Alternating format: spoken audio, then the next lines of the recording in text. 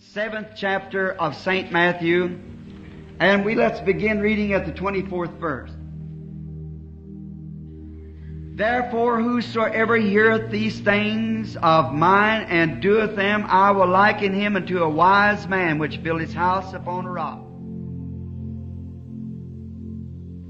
And the rains descended, and the floods came, and the winds blew and beat upon the house, and it fell not, for it was founded upon a rock.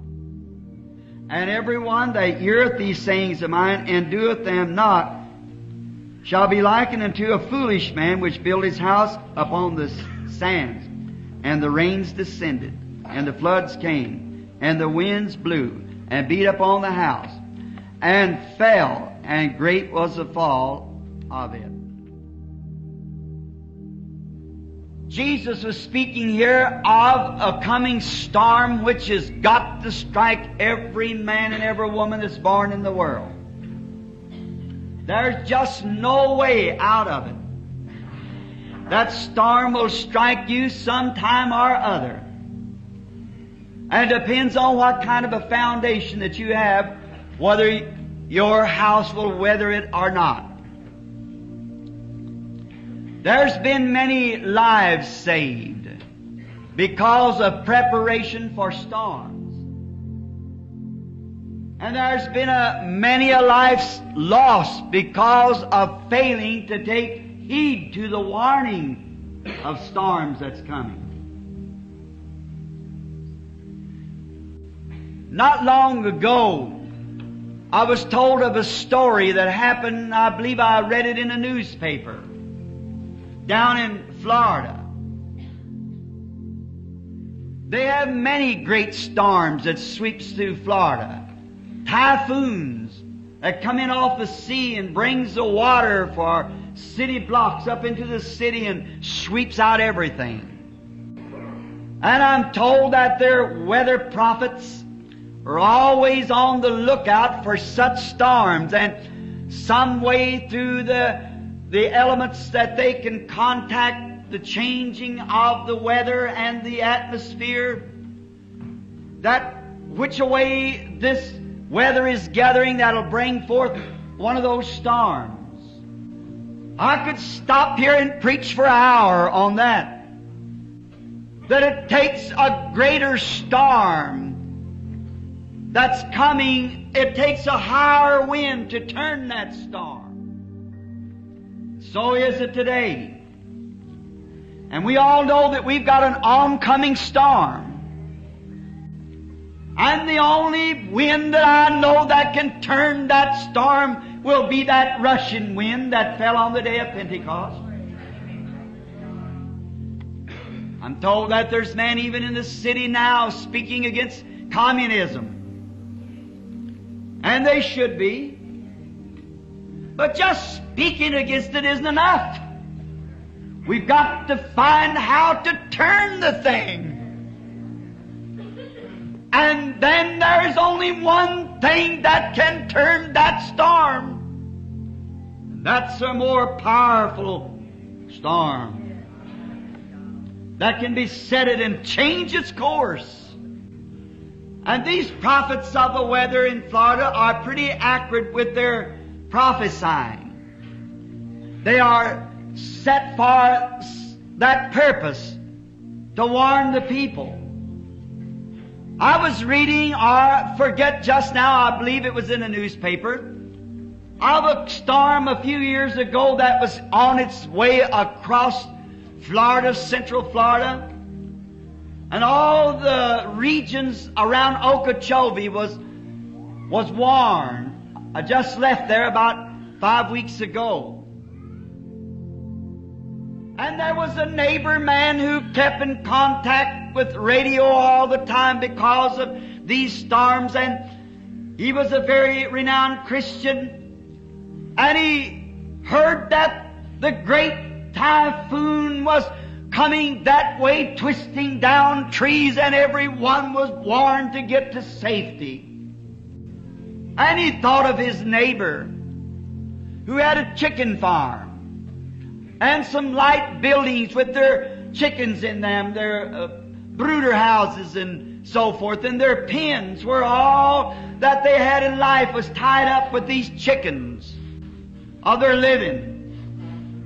And he rushed quickly, frantically up to the gate and stopped his car and jumped out and said to this fellow, "Take all the chickens and put them in your storm shelter, and you rush over to mine, because there is coming a typhoon or a storm that's going to twist everything down." And the man stood and looked him in the face and laughed at him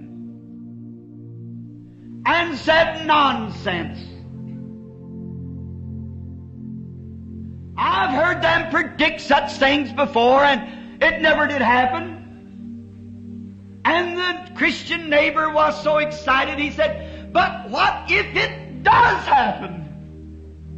We hear remarks like that along the line. "I've heard of this going to happen, that's going to happen." But it is going to happen one of these days. And it behooves us to listen to every warning. But this man said, "I have no time for such foolishness.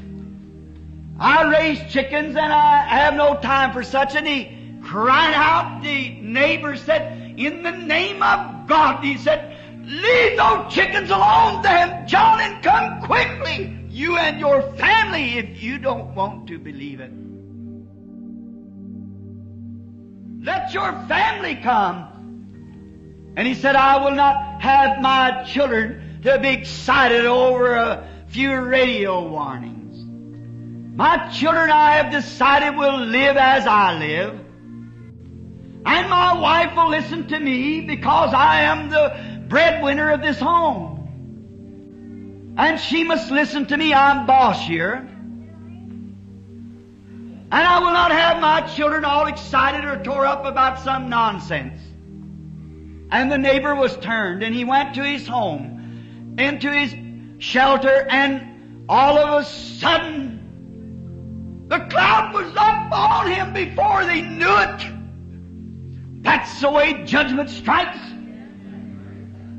It comes so sudden, you wonder how it can get there so quick. How I've seen cruel man who once cursed God fall and scream and say, "How could you treat me this way?" The whole every foundation was swept out from under him in a moment. It pays to take warning.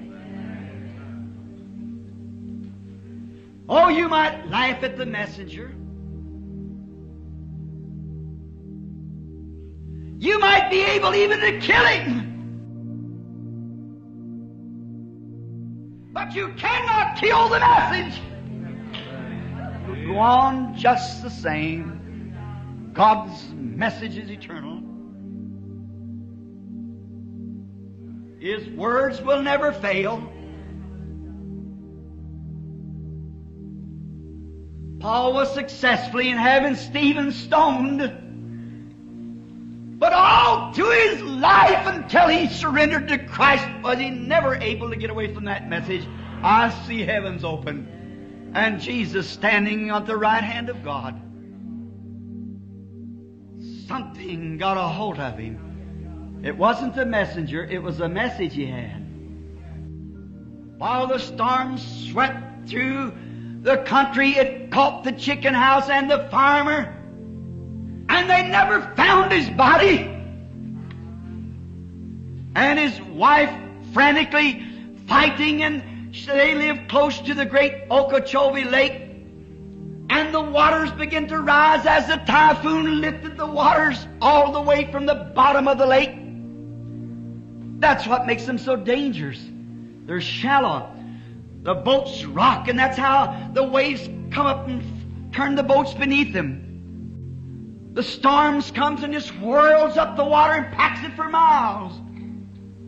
And the water's sweeping until the mother knew there was no hope but to get her children on top of the building. And she got her children and got them on top of the building, holding on to the chimney of the house. And then the wildlife, the cottonmouth moccasin, I believe a more deadly snake than your diamondback rattler. They was crawling for safety, and they come on the roof with her.